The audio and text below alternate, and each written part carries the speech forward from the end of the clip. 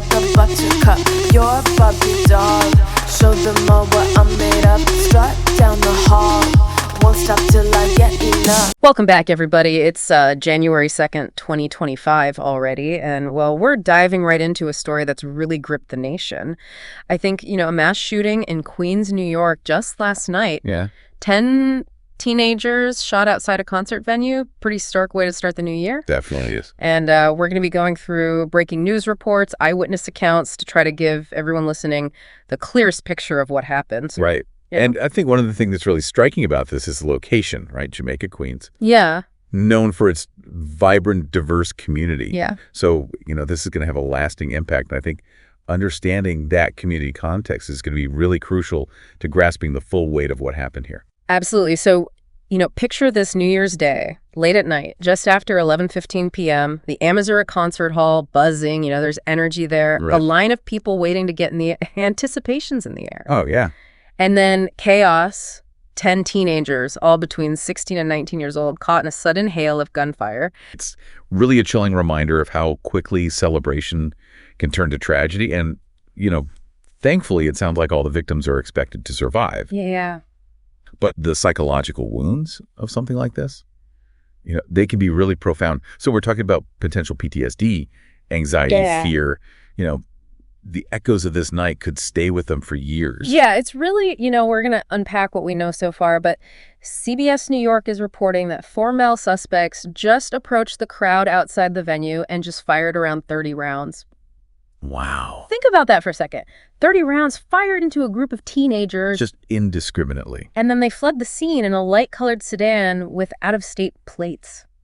That detail right there, the out-of-state plates, Yeah. that immediately raises a lot of questions for investigators. Yeah. Right? Was this a targeted attack? Were these individuals, from outside the community maybe trying to evade local law enforcement? Or was this just a horrific act of random violence? Yay.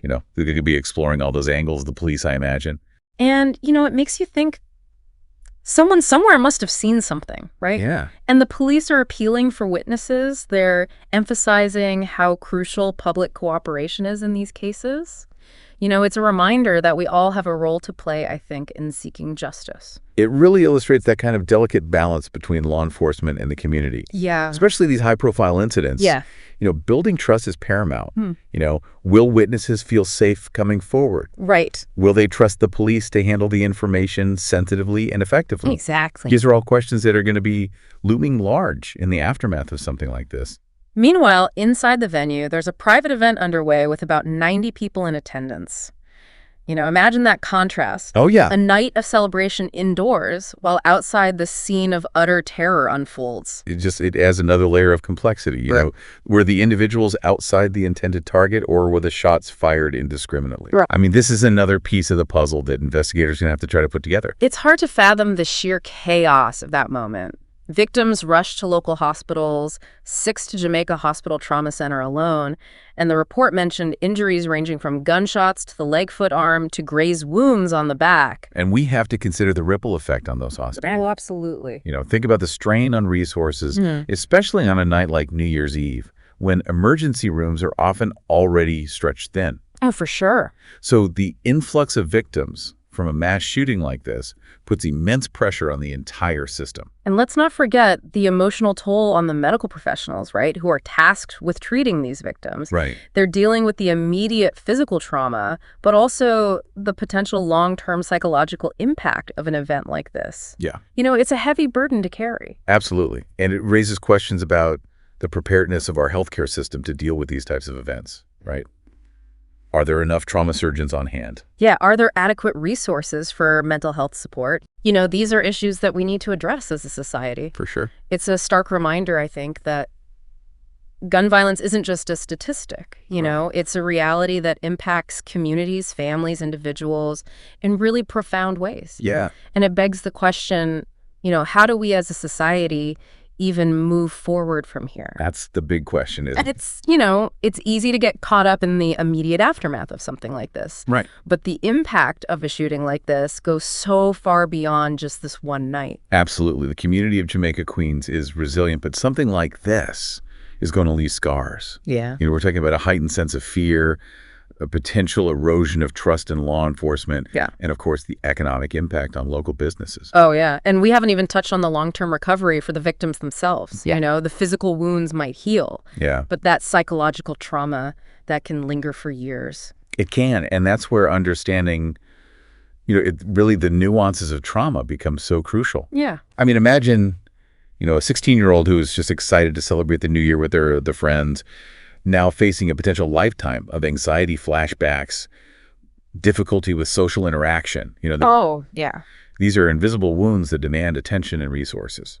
It makes you wonder about the capacity of our mental health system, right, to handle an influx of need like this. I mean, we hear all the time about the shortage of mental health professionals, particularly in underserved communities. Yeah. So, is the system even equipped to provide the long-term support that these young people are going to require? That's a critical question, and one that policymakers and community leaders need to be addressing urgently. Yeah.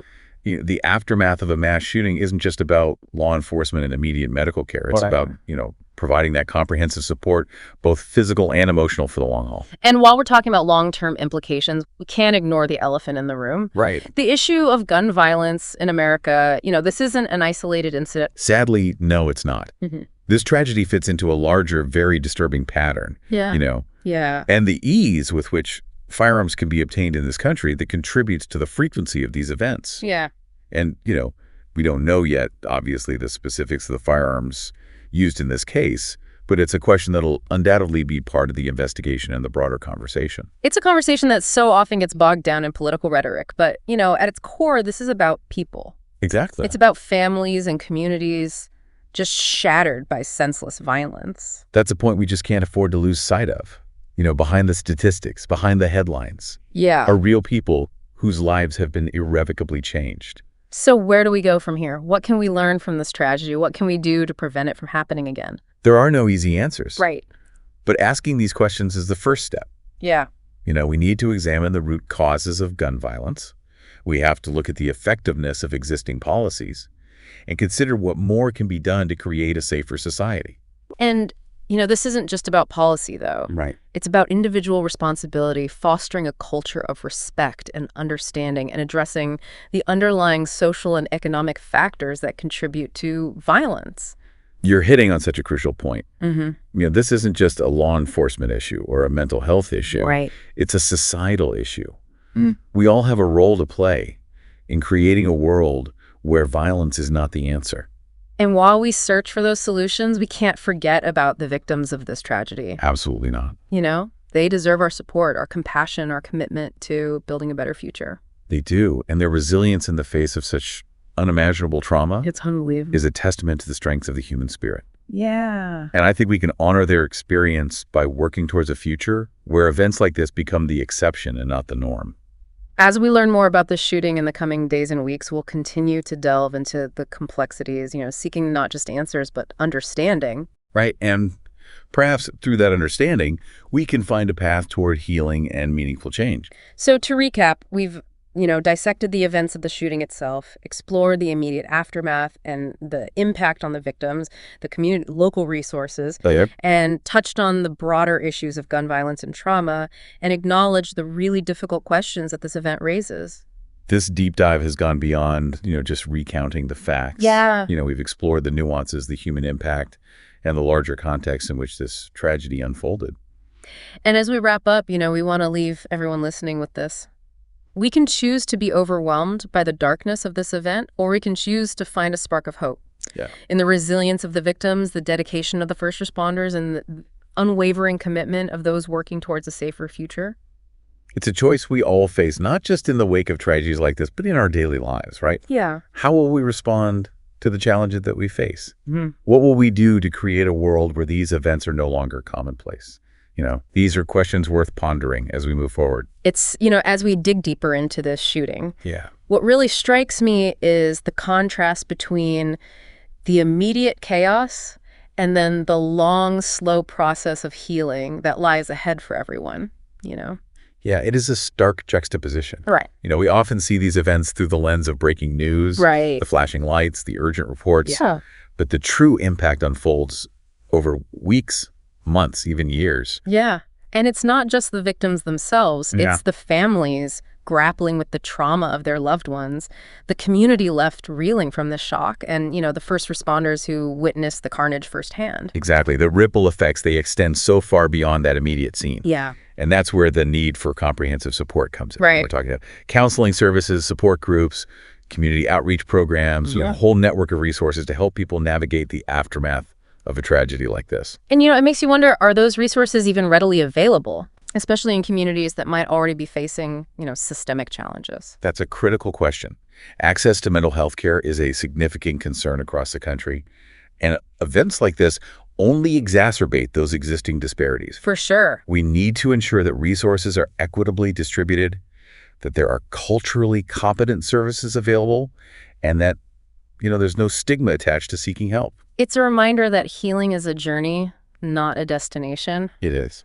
And it takes time, patience, and a whole lot of support. Yeah, and it's not a linear process either. Right. There will be setbacks, moments of despair, and triggers that can resurface that pain. For sure. But with the right support, individuals and communities can find ways to rebuild and reclaim their sense of safety and well-being. So as we conclude our deep dive into this, this tragic event, I kind of want to shift our focus from the darkness to the glimmers of hope.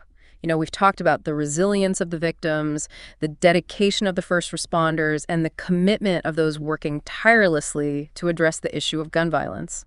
What I find particularly inspiring is the way that communities often come together in the wake of tragedies like this. Oh, yeah. There's an outpouring of support, a sense of shared humanity that transcends differences. We see neighbors helping neighbors, volunteers offering their time and resources, and a collective determination to emerge stronger from the darkness. It's a testament to the power of the human spirit, to find strength in adversity and to seek connection in the face of isolation. It really is. And it reminds us that while we can't undo the past, we can shape the future.